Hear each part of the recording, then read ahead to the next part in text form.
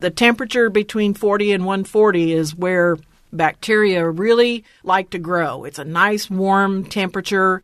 And if you leave food at that temperature for an extended period of time, that is just inviting bacteria to grow. Once you start serving that meal and you have leftovers, get them back in the refrigerator within 2 hours. The Dietary Guidelines for Americans outline 4 basic food safety principles: clean, separate, chill, and cook. Following those 4 principles reduces the risk of food poisoning, something that seems to occur more often during the holidays. On today's Sound Living, taking steps to minimize the risk of foodborne illness. Sound Living is a weekly public affairs program produced by Research and Extension at Kansas State University. I'm Jeff Wichman. K-State Research and Extension food scientist and coordinator of the Rapid Response Center at Kansas State University, Karen Blakeslee, discusses the 4 basic food safety principles and offers some other tips to make this a safe holiday season. Karen, we're in holiday season, and one of the things we think of is food safety. Before we get to really the food safety aspect, though, let's talk about maybe some things that people should do before they even start preparing food. One of those is making sure that you have proper space to cook. Absolutely. Now's a good time to clean your kitchen. Clean out your refrigerator.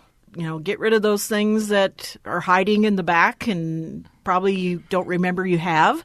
Even the freezer, go through that and make sure that you're rotating frozen foods out of there and getting them used up. And make room for some new items so you've got enough space to store these goodies that you're going to be making for the holidays. And even in your cabinets, go through those too. Clean things up. Look for any packages that have gotten damaged and are spilling and clean up those spills because those things, even in the wintertime, can invite pests. It's a good time to just do a run through in your kitchen and clean things up. Also gives you an opportunity to find out the things that you have on hand so that maybe you're not spending extra money on things that you already have. Yeah, absolutely. This gives you a good chance to make that list and write down those things that you truly do need to shop for the items that you're making. Of course, decide what you're making, too. That's going to help you make your list. Try to find out who's coming so you know how many people to cook for and be ready in that respect. So, yeah, do a little inventory, see what you have, what you don't have, make that list, and then you're ready to go to the grocery store. It seems like there are some spices that we have that we only use maybe once a year or very seldom. How do we know if those spices are still good or whether they should be thrown out and replaced? Well, in general, most of your spices are going to still have good flavor for a year, maybe 2, but that's kind of pushing it. They do lose flavor over time. I don't remember if they have dates on them, but if they do, that's a good indicator of how old they might be getting. A good tip, when you buy them, write the date on them. Get out a little Sharpie pen and write, the month and the year that you bought them so you know how old they are.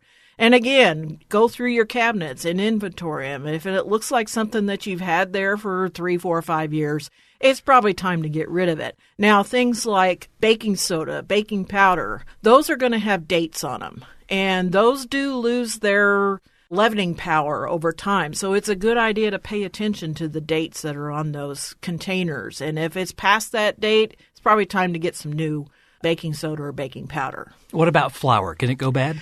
Well, it could get rancid over time if you store it at room temperature, which is fine to do, but keeping it in a cool, dry, dark location will help extend it. If it's whole wheat flour, the chances of that developing rancidity are higher than if it's all-purpose flour. So if you know you're not using your flour very often, it's a good idea to store it in the freezer, and that will help keep the flavor of it and keep especially with whole wheat flour, keep the rancidity from forming. And there can be some foodborne illness problems associated with flour, which people probably don't know. Well, yeah, this is something that's come up here in the last couple of years. We've had some big foodborne illness recalls with flour.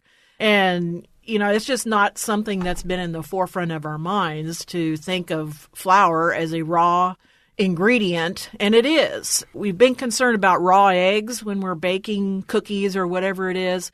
Now we also need to pay attention to raw flour, which means, and I know I'm going to burst some bubbles here, don't taste that raw cookie dough. I'm sorry, but you're just opening the door for that chance of foodborne illness, not just from raw eggs, but from raw flour. Even handling dough and cookie dough, of course, you got to use your hands on a lot of these things. Wash your hands, and that will help reduce any risks that you might have. That's really the number one safety feature, isn't it, is the hand washing? Absolutely. That's the number one defense against foodborne illness is washing your hands. It's simple. It's easy. It only takes 20 seconds. So before you start handling food, during the process, especially if you've handled raw meat or raw eggs, wash your hands after handling that. And then after you're done prepping the food and you've got it on the stove or in the oven, wash your hands again. I know it may sound like overkill, but it can really help eliminate a whole lot of problems. This is really the time of the year where we start doing a lot of baked turkeys, baked chicken.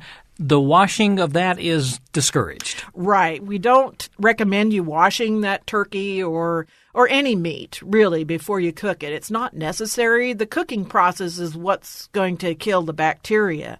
And what you're doing by washing it is opening the door for spreading around bacteria because water might splatter on your countertop and you'll probably forget to clean your countertops. It's an easy thing to forget. So just skip that step. You don't need to wash it. Just let the oven or the stovetop do the cooking for you, and that'll kill the bacteria. In terms of keeping the counter clean, is that just soap and water? Do the disinfectant wipes work? Yeah, it's a good help, but you got to make sure the countertops are clean first before you use those disinfectant wipes, because if you're just using the wipe on a dirty countertop, you're just spreading it around and it's not very effective. Same thing with your hands. If you use antibacterial gels, those are not very effective if your hands are dirty and then you put that on there. So you need to wash it down first and then use the disinfectants. What about in terms of cutting boards? I know that some of them are more of a plastic. The wooden ones seem to probably hold up a little bit better. Are there some problems with those when you start getting the knife marks in there? Well, it's just something to pay attention to. There's been a debate over the years as to which one's better, plastic or wood, and it's gone back and forth. Essentially, take care of them. Now, plastic cutting boards can be washed in a dishwasher, which makes it easier to wash them. Wooden cutting boards, it really depends, but they can dry out easily in a dishwasher, so it's probably better to wash wooden cutting boards by hand.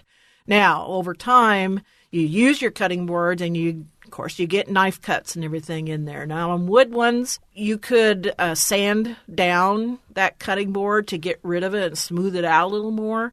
Plastic ones, not so much. You really can't sand that down. The other thing on cutting boards is to disinfect them.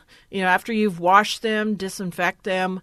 Just using a simple bleach water solution, a teaspoon of bleach in a quart of water, that can really do a lot of good. But also using separate cutting boards. Keep one always for your raw meats and then another one for vegetables or whatever else. That's another way to keep things separated. Always trying to avoid that cross-contamination. Exactly. Once the meal has been prepared, everything is done the way it's supposed to be. Do we still follow that 2-hour rule for leftovers? Yes. Once you start serving that meal and you have leftovers, get them back in the refrigerator within 2 hours. Break down those items that you have a large volume of and put them into smaller containers with a shallow depth, like 2 inches or so. And that will help them cool down faster. If you put a big, huge pot of soup in the refrigerator, it's going to take a very long time for that to cool off. So divide it up, and it'll chill a whole lot faster. Is that the same rule with meat, too? Do you slice it if you've got a big bird or a big ham? Yeah, with turkeys, take the meat off the bones, separate it out. Same way with hams. Slice them up, and it's easier to eat later on. And then put it in the refrigerator, or you could freeze it for later use. That's a great way to do that. The bones, you can save the turkey carcass, and you could cook, the bones down with some water and make some soup broth. And, that's a great way to still use up the bones and still get that good turkey flavor. So just follow that 2-hour rule, and that will help eliminate any problems with bacteria possibly growing. We talked about cleaning out the refrigerator and the freezer so that you have room to store some of those foods. If you've made such a huge meal that you can't get everything into the refrigerator, the best alternative then is to keep things on ice if it needs to be kept cold? Yeah, if you've got a ice chest, have some ice available, whether you've got your own or go buy some, and put those items on ice, and that will help cool things down. Or, if you got leftovers, if you can possibly freeze them right away, you can do that. Put them in freezer containers, whether it's a plastic container or a plastic resealable bag. Go ahead and put them in the freezer that way. If someone is going to be taking leftovers home, what are some things that we should keep in mind there? If they have a good drive, I would offer to give them some ice. If you've got some kind of a insulated bag that you can just donate to the cause, put some ice in there, and that way that'll keep things cold. If nothing else, wrap it up and put it in a container, wrap it up in some towels with some ice in it or something like that. You still want to follow that 2-hour rule, so put that container on some ice so that they can carry it home and keep it cold that way. We're trying to stay out of that danger zone. Yeah, and it still holds true. We've talked about this for years now. The temperature between 40 and 140 is where bacteria really like to grow. It's a nice warm temperature, and if you leave food at that temperature for an extended period of time, that is just inviting bacteria to grow. And the other thing about your refrigerator is to get a refrigerator thermometer. If you don't have one, get one. They're not very expensive. That way you know how cold your refrigerator is, and your freezer. Put one in the freezer too, because your refrigerator should be around 37, 38 degrees. Your freezer should be at 0 or below if it's possible. So that way you know how well your refrigerator is working. It can also help you in the long run.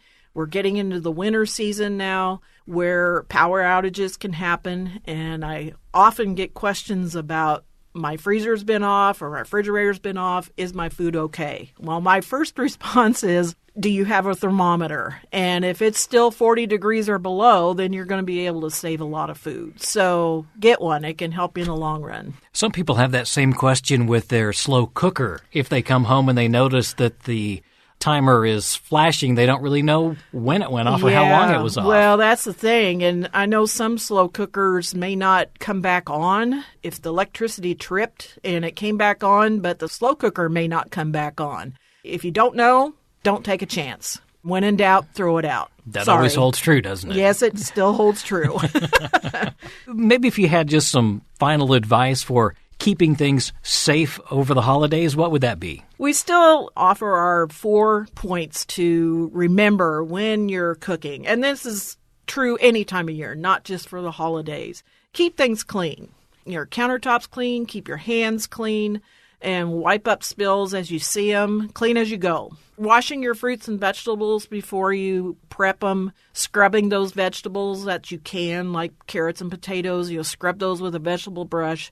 And then also washing your hands, and we've talked about that. Keeping things separated, keeping your raw foods separated from your ready-to-eat foods. We talked about the cutting boards already, using separate ones for that. That can help eliminate any issues. Cooking. This time of year with turkeys, the goal is 165. Use a food thermometer or a meat thermometer. What you're looking for is 165. That's for a whole bird, cut up pieces, or even ground turkey. There's only 2 other temperatures to remember. So 165 is for all poultry products, 160 is for any ground meats, and then 145 is the minimum for whole meat cuts like roasts and steaks and chops and things like that. That's the 3 you got to remember. And using that thermometer can really be very beneficial.